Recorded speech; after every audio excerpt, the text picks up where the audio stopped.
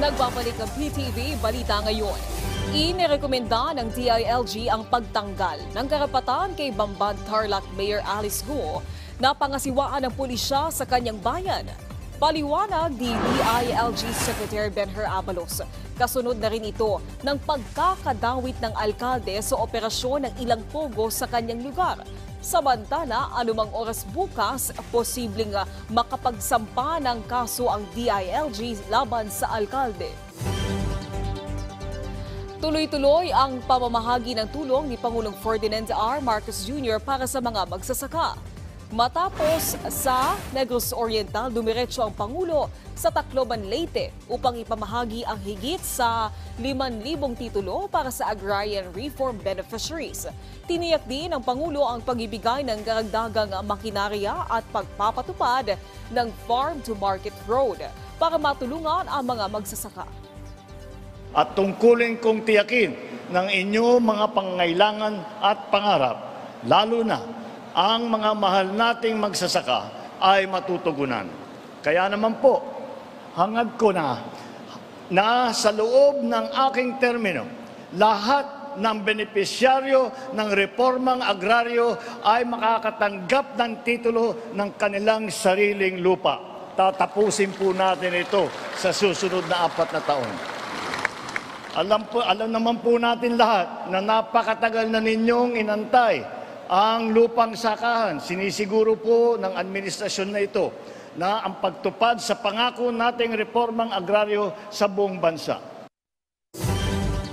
Itinalaga ni Pope Francis si Cardinal Luis Antonio Tagle bilang Special Envoy ng National Eucharistic Congress sa Amerika.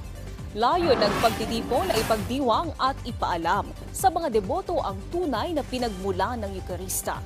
Gaganapin ang 10th National Eucharistic Congress sa July 17 hanggang 21 sa Amerika. Samantala, alamin natin ang ibang balita mula kay Julius Pacot ng PTV Davao. Mayong adlaw, adunay pagsaka sa ihap sa mga nadakpan sa misupak sa anti-smoking ordinance sa Davao City sa unang kwarter ning tuiga. Sumala pa ni Hernando Las ang labaw sa VRU gikan January hangtod March 2024 mitala na og 1,772 ka mga violators ang nadakpan silang buhatan. Mas taas kini kung itandi sa 1,630 ka mga violators niadtong January hangtod March 2023. Inoon ubos ang natala nga multa ang nga nakolekta sa City Treasurer's Office nga nasa 1,489,000 pesos alang sa citation tickets. Kung itandi sa 1,575,000 pesos natong first quarter sa tuig 2023. Nasa 57 usab ka tawo na pasakaan og kaso man wala nakabayad og multa sulod sa 3 working days kung kini first, second ug third offense. Samtang ipilawom sa Modified Handgun Marksmanship Training ang mga sakop sa Davao del Sur Police Provincial Office niadtong adlaw Miyerkules. Ang maong pagbansay gipahigayon diha sa Provincial Engineering Fire Range sa Barangay San Agustin, Digos City. Kini ang phase 1 sa maong pagbansay alang sa handgun proficiency sa maong probinsya.